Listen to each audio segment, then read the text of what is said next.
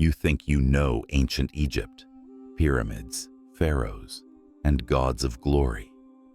But what if I told you that beneath its sacred temples thrived a world of incest, ritual orgies, and sexual darkness, so shocking, historians still hide the truth? The concept of divine union, so prevalent in Egyptian mythology, often found its earthly reflection in temple practices. The priests and priestesses, revered as intermediaries between mortals and gods, wielded immense spiritual authority. But behind the ornate facades of these sacred institutions, some of this authority was twisted to serve darker desires. Fragments of papyri, long suppressed or deliberately misinterpreted by later generations, hint at cults dedicated to aspects of fertility that veered into the grotesque. We're talking about ceremonies where participants believed that by mimicking the unbridled passions of certain deities, they could draw down divine favor, a belief that often degenerated into orgiastic excesses and ritualized abuse. These wasn't just drunken revelry. These were structured spectacles of degradation, often dedicated to deities like Min, the god of fertility and virility, or even Bastet, whose festivals were famously wild. What began as symbolic acts intended to encourage abundant harvests or successful births became elaborate justifications for uninhibited sexual acts, where the cries of ecstasy or distress were equally interpreted as offerings to the gods. The line between devotion and depravity didn't just blur, it dissolved entirely. The most disturbing aspect was the institutionalization of these practices. This wasn't just random promiscuity. It was a carefully structured system with rules, hierarchies, and theological justifications. High priests, often from influential families, oversaw cults that operated with the efficiency of modern enterprises, except the products being offered were human bodies and dignity. Records found in obscure tomb paintings and carefully coded hieroglyphic texts suggest specific roles for young men and women within these cults. They were not merely volunteers, they were offerings, chosen through processes that turned pious devotion into a pipeline for sexual servitude. The selection criteria, though rarely explicitly stated in surviving texts, can be inferred from the demographics of those mentioned in association with temple service, often young, vulnerable, and from families eager to gain favor or simply survive. This wasn't a choice. It was a mandate disguised as an honor, a sacred duty that masked a deeply sinister purpose. These chosen ones were inducted into a system that stripped them of their autonomy and redefined their very existence as tools for ritualistic pleasure. Imagine being a young woman or man, raised in the fervent belief that serving the gods in their temples was the highest honor. Then imagine discovering that this service involved participation in rituals so humiliating, so physically and psychologically damaging, that they shattered your spirit. The psychological manipulation was as sophisticated as anything modern cults employ. Victims were told their suffering served the greater cosmic order, that their degradation was a form of spiritual purification, and that resistance was an act of blasphemy against the very gods they revered. They were isolated from their families and communities, their past identities systematically eroded. Daily routines were filled with indoctrination, ritualistic cleansing, often euphemisms for further violation, and constant reminders that their bodies were no longer their own, but vessels for divine will. Non-compliance was met not with physical torture in the conventional sense, but with spiritual threats and social ostracism that, in a society steeped in religious fear, were equally devastating. The promise of eternal damnation for defying the gods was a potent weapon, ensuring silence and submission even in the face of unspeakable acts. Their minds were rewired, their spirits broken, until they became compliant instruments in a perverted cosmic drama. The concept of divine union, so prevalent in Egyptian mythology, often found its earthly reflection in temple practices. The priests and priestesses, revered as intermediaries between mortals and gods, wielded immense spiritual authority. But behind the ornate facades of these sacred institutions, some of this authority was twisted to serve darker desires. Fragments of papyri, long suppressed or deliberately misinterpreted by later generations, hint at cults dedicated to aspects of fertility that veered into the grotesque. We're talking about ceremonies where participants believed that by mimicking the unbridled passions of certain deities, they could draw down divine favor, a belief that often degenerated into orgiastic excesses and ritualized abuse. These wasn't just drunken revelry. These were structured spectacles of degradation, often dedicated to deities like Min, the god of fertility and virility, or even Bastet, whose festivals were famously wild. What began as symbolic acts intended to encourage abundant harvests or successful births became elaborate justifications for uninhibited sexual acts, where the cries of ecstasy or distress were equally interpreted as offerings to the gods. The line between devotion and depravity didn't just blur, it dissolved entirely. The most disturbing aspect was the institutionalization of these practices. This wasn't just random promiscuity.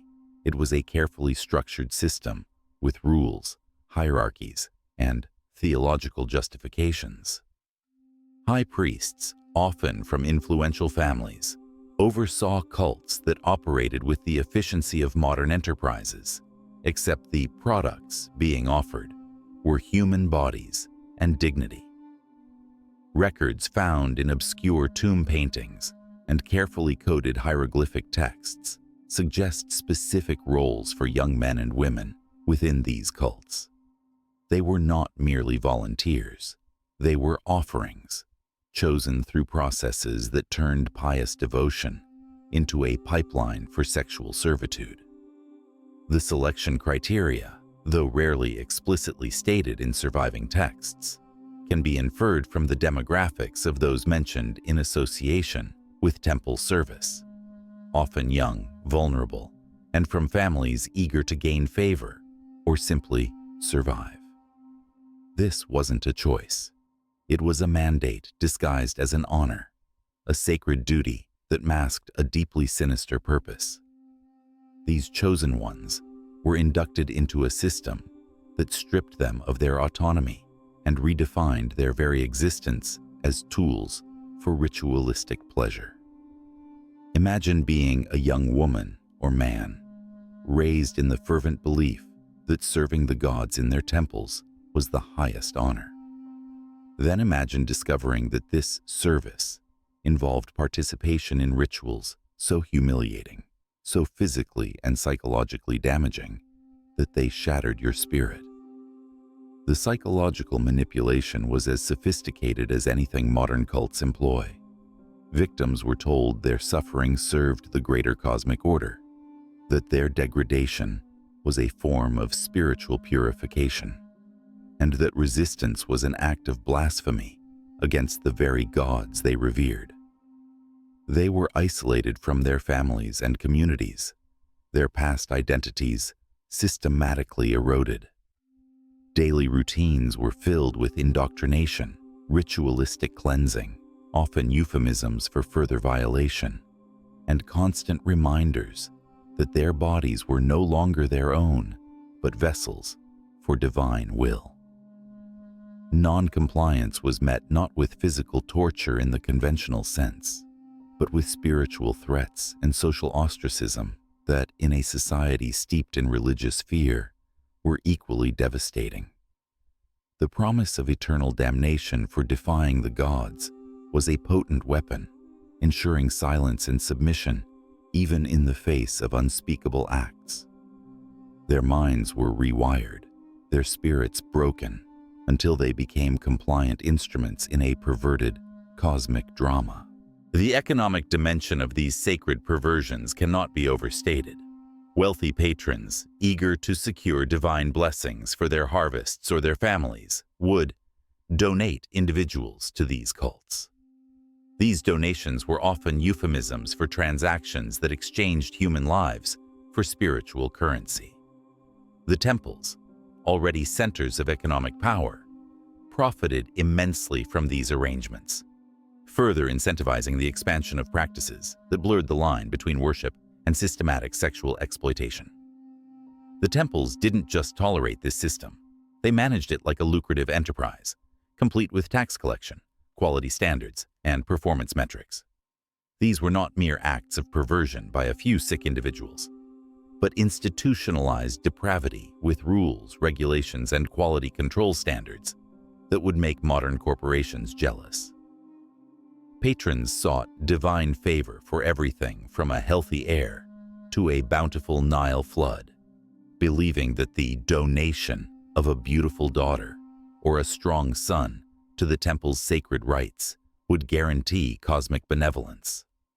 The temples, in turn, meticulously tracked these offerings, ensuring a steady supply for their ceremonies and the powerful individuals who patronized them.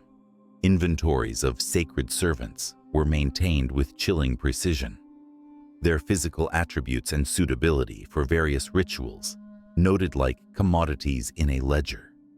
This systemic exploitation generated immense wealth, cementing the temple's power and creating a chilling cycle where spiritual promises masked human trafficking and religious authority became a shield for institutionalized abuse.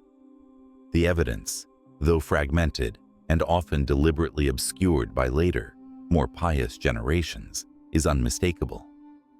Inscriptions on temple walls, often hidden in obscure corners or behind later constructions, sometimes depict scenes that are far from the sanitized images of daily temple life. Ostraka, pottery shards used for informal notes and sketches, found in temple precincts, occasionally bear crude drawings or cryptic messages that hint at the darker activities, detailing interactions between high-ranking priests and cult participants that defy any notion of consensual worship. Later Roman and Greek historians, both fascinated and repulsed by Egyptian practices, sometimes alluded to these ritualistic excesses, though often in veiled terms, due to the scandalous nature of the details. They spoke of the Egyptians' strange dedication to certain gods through acts that shocked their own more hedonistic societies, implying a depth of depravity that went beyond mere sensuality. This widespread cultural acceptance, or at least tolerance, of divine license in the temples created a societal framework where systematic sexual exploitation could flourish under the guise of religious devotion, laying a disturbing precedent for what was considered permissible in the pursuit of power and perceived blessings. It was this foundational corruption of sacred belief that would also penetrate the most exclusive echelons of Egyptian society. The pharaoh, a living god on earth, held absolute power over life and death in ancient Egypt. This divine authority, coupled with a deep-seated belief in the preservation of pure royal bloodlines, led to a tradition that, to modern eyes, is deeply disturbing: royal incest. While initially intended to maintain the purity of the divine lineage, this practice, particularly under certain pharaohs, spiraled into forms of sexual obsession and abuse that reshaped the very nature of royal prerogative. The romanticized image of Nefertiti and Akhenaten, often presented as a picture of loving union, belies a much darker truth about what transpired within the sealed chambers of the royal palace, where divine right often became a thinly veiled excuse for unchecked depravity. The tradition of pharaohs marrying their sisters, or even daughters, was not uncommon. It was believed that by replicating the divine incest of gods, like Osiris and Isis, whose union was central to the creation myth and the cycles of life, the pharaoh could strengthen his claim to divinity and ensure the stability of the cosmic order. This wasn't merely a political maneuver. It was a profound spiritual act meant to channel divine power directly into the earthly ruler. But absolute power, when combined with such ancient traditions and shielded from public scrutiny, often created monsters. The Pepi II example, from a much earlier dynasty, showed us how a pharaoh's personal appetites could warp an entire empire, turning the machinery of state into an instrument of perversion. In Egypt, this corruption often took root in the perversion of sacred bloodlines, transforming acts meant to mirror divinity into displays of ultimate control and ownership over human bodies. Take the case of certain pharaohs from the late New Kingdom, whose reigns are marked by a disturbing silence in official records regarding their personal lives. While public monuments praised their piety and conquests, cryptographic inscriptions and ostraca, pottery shards used for informal notes and sketches, found in servants' quarters, hint at a different reality. These documents, deliberately obscured or coded to protect the scribes from royal wrath, speak of the pharaoh's special amusements, the purification rituals conducted on young women within the secluded harems, and royal duties performed in the deepest recesses of the palace. The term royal concubine, often sanitized in history, could encompass a range of forced sexual servitude, where women were not merely partners but property, their bodies subject to the pharaoh's every whim. Some papyri even allude to an inventory of desirable women, meticulously categorized by physical attributes and temperament, suggesting a calculated system of acquisition and control. The pharaoh's palace was not just a residence. It was a carefully designed prison where his perversions were elevated to a form of governance. The architecture itself was a tool of control. Endless corridors that led nowhere, deliberately confusing layouts designed to disorient, hidden passages that allowed guards to appear anywhere without warning, and concealed alcoves for observation. The royal women, whether wives, sisters, or daughters, lived in a maze designed to make escape impossible and surveillance constant. Every room was connected to listening posts where trusted officials monitored conversations for signs of rebellion or escape planning. The very air seemed thick with unspoken threats, a silent complicity that permeated every corner of the divine household. The psychological impact on the royal women themselves was immense. Raised in luxury, but confined by tradition, they were taught from childhood that their bodies existed primarily to serve the pharaoh's divine will, even if that will translated into acts of profound degradation and systematic violation. Their status as divine consorts or royal relatives offered little protection against the pharaoh's whims. In fact, it often made them more vulnerable, making their servitude an unescapable sacred duty. To refuse the pharaoh was to defy a living god, an act of sacrilege that could result in public humiliation, banishment, or even death, not just for the woman herself, but for her entire family, stripping them of status and protection. This constant threat, coupled with religious indoctrination, ensured compliance through terror. They were isolated, their former identities systematically eroded, their suffering reframed as a path to spiritual purification, ensuring psychological submission even in the face of unspeakable acts. The selection process for these royal consorts, particularly those designated for the pharaoh's more unusual appetites, was shrouded in secrecy but operated with chilling efficiency. Scribes, acting under strict royal decree, would maintain detailed records of eligible young women from noble families, meticulously noting physical characteristics, family influence, potential for compliance, and even their spiritual purity, a euphemism for their perceived virginity and malleability. These weren't just names in a ledger. These were individuals being processed through a bureaucratic system designed to serve the pharaoh's desires, regardless of their own will. A veiled request from the pharaoh for a particular daughter was a command no noble family dared refuse, fearing the wrath of the living God more than the fate of their child. The entire system created its own momentum, as individuals who participated in minor violations found themselves pressured into ever more serious compromises to protect their existing secrets. Courtiers vied for favor by presenting the pharaoh with new gifts or by facilitating his desires, each act of complicity binding them deeper into the web of depravity. The pharaoh had succeeded in corrupting not just individual subjects, but the entire social structure that surrounded him, turning sacred traditions into instruments of systematic sexual control and abuse. Beyond the royal palace, the most extensive and systematically abused population connected to sexual practices were those caught within the sprawling network of temple cults.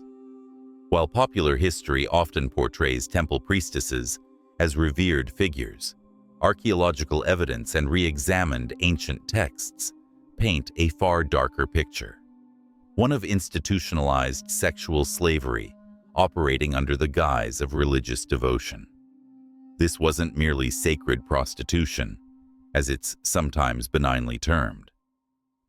It was a complex system of human commodification, control, and degradation that rivaled the scale of any secular slave market, extending its reach across Egypt and into the most intimate lives of its most vulnerable citizens. The recruitment for these temple cults often targeted the most vulnerable members of society: girls and young women from impoverished families, war captives, orphans, or those deeply indebted to powerful temple estates found themselves drawn into a system from which there was little escape. They were offered sanctuary or service to the gods, euphemisms that concealed a life of systematic sexual exploitation, a family's desperate hunger, a father's crippling debt, or the spoils of a distant campaign could all lead a child to the temple gates. Once inside, the doors to their former lives often closed permanently. The temples, as vast landholders, economic powerhouses, and centers of social control, possessed the sophisticated administrative infrastructure and unquestionable authority to manage these human assets with chilling efficiency, legitimizing their acquisition as divine decree. Documents found in ancient garbage dumps and administrative centers, once dismissed as irrelevant, now reveal meticulous records of temple populations. These ledgers detailed the age, origin, and special skills of the individuals, often cataloging them like inventory in a grim marketplace. They tracked their assignments, which could range from weaving and performing rituals to providing sexual services for priests, cult members, or even specific deities through symbolic acts. Their performance evaluations, and even their disposal when they became too old, sick, or recalcitrant to be useful. When a person died, became pregnant, or was transferred, the records were updated immediately, treating human lives as depreciable assets, their value assessed solely by their utility to the cult. Some papyri even indicate a kind of market value for these individuals, a chilling echo of secular slave trading, reflecting their perceived beauty, youth, and compliance. The psychological conditioning within these cults was profound, meticulously designed to break spirits and eliminate resistance. New recruits underwent intensive indoctrination, often beginning with prolonged periods of isolation and ritual purification. They were taught to see their bodies not as their own, but as sacred vessels dedicated to divine service. Their desires subjugated entirely to the will of the gods and their earthly representatives, the high priests. This religious brainwashing was so effective, so insidious, that victims would sometimes internalize their abuse, coming to believe their suffering was a path to spiritual purification or a form of honor. They would thank their captors, their broken minds defending the very system that destroyed them, viewing any refusal as sacrilege. The sheer sophistication of this manipulation created an unbreakable psychological cage. The hierarchy within these cults was another masterpiece of psychological manipulation, mirroring the power structures seen in the shogun's uku. New arrivals occupied the lowest rung, subjected to the whims of everyone above them. Senior servants, desperate to maintain their tiny privileges, a slightly better meal, a warmer blanket, a brief respite from constant demands, would ruthlessly report on newer arrivals who showed signs of resistance, defiance, or even nascent solidarity. This created a pervasive atmosphere of suspicion and fear, where victims policed each other, preventing any collective action or rebellion, and making escape seem utterly impossible. The system turned basic human needs and the innate desire for security into weapons of psychological control, ensuring constant surveillance and total submission without the need for overt physical restraints. The medical aspects of these temple cults also reveal their cruelty and the complete absence of human dignity. Temple doctors, almost exclusively male and beholden to the priestly hierarchy, conducted weekly inspections ostensibly to maintain health standards. In reality, these intrusive and humiliating examinations reinforced the individual's status as property, their bodies existing solely for evaluation, use, and disposal at the priest's discretion. These weren't checkups, they were quality control assessments. Pregnancy protocols reveal the true depths of the system's depravity. Unwanted pregnancies, often the result of forced sexual service, were terminated using crude and dangerous methods that frequently killed the mother along with the fetus. Both mother and child would simply vanish from the meticulously kept records if they were deemed inconvenient, their existence systematically erased as if they had never been. The systematic nature of this exploitation meant that hundreds, possibly thousands, of individuals passed through these cults over centuries. Their stories were systematically erased, their names purged from official memory, their families silenced through intimidation or religious decree, and their deaths covered up as quietly as possible. They became footnotes in administrative ledgers, reduced to commodities in a market that treated human dignity as a renewable, expendable resource. The pervasive fear of temple retribution, which could include banishment, public humiliation, or even the spiritual damnation of one's entire family, ensured that few dared to speak out. This silence cemented a system where systematic sexual abuse was not just tolerated, but consecrated by religious authority, elevating perversion to a form of sacred service and utterly corrupting the spiritual heart of ancient Egypt. The temples, ostensibly bastions of piety, became factories of human degradation, preparing individuals for roles that stretched the boundaries of conventional morality, and sometimes even the boundaries of life itself. Ancient Egypt's obsession with death and the afterlife is legendary, manifested in their elaborate mummification rituals and monumental tombs.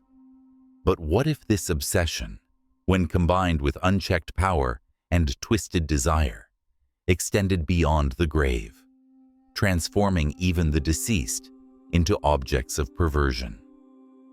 This is perhaps the most chilling aspect of Egypt's hidden sexual practices, a dark secret whispered by Greek historians and hinted at in obscure funerary texts: the sexual abuse of the dead. Herodotus, the renowned Greek historian, offers unsettling accounts of embalmers sexually defiling the bodies of deceased noblewomen. While often dismissed as sensationalized foreign propaganda, a common reaction to uncomfortable truths about ancient civilizations, further examination of Egyptian funerary practices and social anxieties suggests a disturbing underlying truth. The meticulous preparation of the body, the intimate contact required for mummification in isolated workshops, and the cultural reverence for the deceased created a unique environment where such perversions could, under certain conditions, take root, operating in the shadows of one of Egypt's most sacred industries. Herodotus recounts that when a woman of rank or beauty died, her body was not immediately given to the embalmers. Instead, it was kept by the family for several days, specifically to allow for initial decomposition to occur. The reason given was explicitly stated: to prevent the embalmers from having intercourse with the women. This astonishing statement, from a respected ancient source, is more than just a passing anecdote. It implies that such acts were not only a known possibility, but a sufficiently prevalent problem to necessitate a specific formalized protocol for prevention, a bureaucratic solution to a macabre form of sexual predation. It suggests a culture where the dead were not always immune to the sexual appetites of the living, particularly those in positions of intimate, unsupervised access to the deceased. The very existence of such a preventative measure paints a grim picture of a taboo so deeply unsettling that it demanded an institutional response. The psychological dimension of this practice is profoundly disturbing. Embalmers, often considered skilled artisans with sacred knowledge, wielded immense power over the deceased. Their work involved an unparalleled intimacy with the human form, an intimate familiarity with vulnerability. The act of mummification itself was a highly specialized and deeply ritualistic process, involving the careful preservation and preparation of the body for its eternal journey. In a society where the boundaries of authority could be easily blurred, this intimate access could be tragically abused. Over years, handling countless bodies, some embalmers may have developed a profound desensitization, coupled with a perverse sense of ownership over the silent, unresisting forms entrusted to their care. The dead, utterly vulnerable, became the ultimate objects of absolute power. While direct Egyptian texts rarely explicitly describe such acts, due to their taboo nature and the systematic suppression of anything deemed disrespectful to the dead, the very existence of Herodotus's account and the subsequent corroborating anxieties expressed by other Greek and Roman authors lends significant credence to the idea that postmortem perversion was a dark undercurrent in Egyptian funerary practices. Hints can be found in certain funerary spells and protective amulets meant not only to guard the body from natural decay or tomb robbers, but sometimes from unclean hands or impure thoughts of the living, subtly implying a threat beyond mere physical damage. It highlights a terrifying intersection of power, ritual, and pathology, where even the sanctity of death could be violated with horrifying impunity. The economic and social structures around death further complicated matters. Embalmers' guilds held significant power and were often hereditary, creating insular groups where internal rules and practices might deviate sharply from public morality, operating with minimal external oversight. These closed communities, with their specialized, almost priestly knowledge, could foster environments where dark secrets were easily kept and abuses tacitly accepted. The sheer isolation of the embalming workshops, often far from the public eye, provided an ideal environment for such abuses to occur without scrutiny. The systematic nature of embalming, applied to tens of thousands of bodies over millennia across all social strata, meant that even a small percentage of such abuses would represent a vast, spoken horror, a silent violation repeated countless times.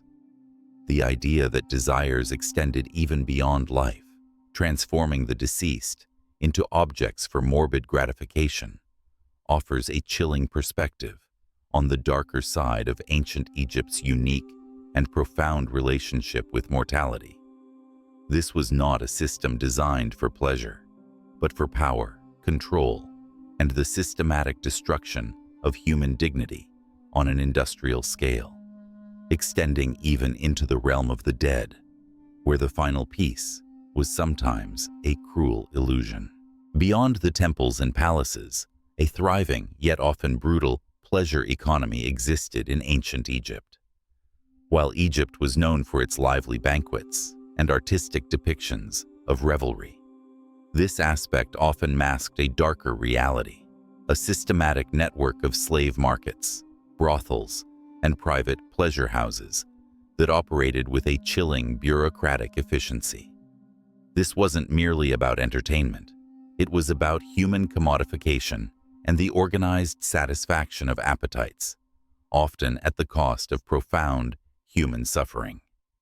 Slave markets were a ubiquitous feature of Egyptian society, constantly supplied by war captives, foreign trade, and internal debt. While slaves served many purposes, a significant portion, particularly young women and men, were destined for roles within the pleasure economy. The selection process was ruthless, driven by physical characteristics and perceived market value. Inscriptions and administrative texts, when read with a critical eye, reveal systems that cataloged human beings as commodities, detailing their age, origin, and skills, euphemisms for various forms of sexual service. These weren't merely vague descriptions. Surviving documents sometimes describe preferred hair color, eye shape, or even temperament, reducing individuals to a collection of desirable traits to be appraised and purchased. The raw efficiency of these markets, often operating within sight of grand temples, highlights a pervasive moral blindness, where human lives were traded like any other commodity, a stark contrast to the divine order Egypt supposedly upheld. The operation of private pleasure houses and brothels often mirrored the systematic exploitation seen in other ancient civilizations. These establishments, sometimes run by wealthy individuals or even linked to temple estates, functioned as carefully engineered prisons, disguised as entertainment venues. While not always surrounded by physical moats and walls, like the Japanese Yoshiwara, they were secured by debt, social ostracization, and the immense power of their owners, making escape virtually impossible. The architecture itself, often featuring concealed courtyards and labyrinthine passages, was designed to control movement and restrict freedom. Surveillance was constant, not just by guards, but by other victims, desperate for a shred of privilege, creating a self-policing network of misery. These were not places of consensual revelry, but rather meticulously managed systems of forced labor, meticulously designed to extract maximum profit from human bodies and spirits. The debt slavery mechanism was particularly cruel. Families desperate for money would sell their children into service, often with contracts that appeared to offer eventual freedom through debt repayment. However, the accounting was rigged from day one. Charges for room, board, clothing, medical care, and training fees accumulated faster than any individual could possibly earn them off. The debt grew exponentially, ensuring permanent bondage disguised as temporary employment. Surviving ledgers show the twisted mathematics of this human exploitation, where freedom through debt payment was mathematically impossible. These ledgers weren't just financial records. They were chilling testaments to systematic deceit, detailing how every interaction, every basic need, was monetized against the victim, creating an inescapable web of financial servitude. A single meal or a new tunic could add years to an imagined term of service, ensuring that the initial transaction, often made under duress, became a life sentence. Medical inspections conducted by house physicians were less about healthcare and more about quality control for human merchandise. Individuals showing signs of disease, pregnancy, or excessive psychological damage were often removed from service, but not released. They were transferred to lower-tier establishments, where conditions were even worse, creating a hierarchy of hell with multiple levels of degradation. This tiered system was designed to extract maximum value from each victim throughout their entire life cycle, moving them from premium services to more mundane and often more brutal roles as their youth and appeal faded. Older victims might become house servants or trainers for newer, younger arrivals, a final insidious layer of psychological torment where they were forced to perpetuate the very system that had destroyed them. Foreign records from trade partners provide glimpses into this shadow economy. Mesopotamian and Hittite tablets describe envoys making special requests and participating in transactions that clearly involved human beings. The demand for exotic individuals from distant lands fueled a cruel international trade, where human lives were traded like any other valuable commodity, enriching those who profited from systematic sexual exploitation. The pharaohs themselves were often at the apex of this market, commanding the finest specimens for their personal harems and pleasure chambers, further normalizing and sanctioning the systematic dehumanization of others.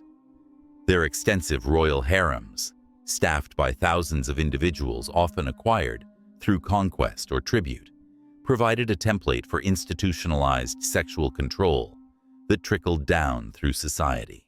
If the untold history of ancient Egypt's darker side gripped you, make sure to like this video and hit that subscribe button. And I want to hear your thoughts in the comments below. What aspect of these practices shocked you the most? The comfortable lies we often learn about ancient civilizations mask oceans of suppressed suffering and systematic depravity. The grandeur of ancient Egypt, with its iconic monuments and golden treasures, was often built upon a foundation of human exploitation and perversion that challenges our understanding of what it means to be civilized. These weren't isolated incidents or the acts of a few individuals. These were often institutionalized systems, carefully managed and justified, that profoundly shaped the lives of countless forgotten souls. Remember, those who control the narrative control how we understand power, authority, and institutional accountability. Next week, we'll journey into another chapter of history's darkest secrets, confronting truths that textbooks are too frightened to teach. Stay curious, stay critical, and never forget that the most dangerous lies are the ones we're told are too sacred to question.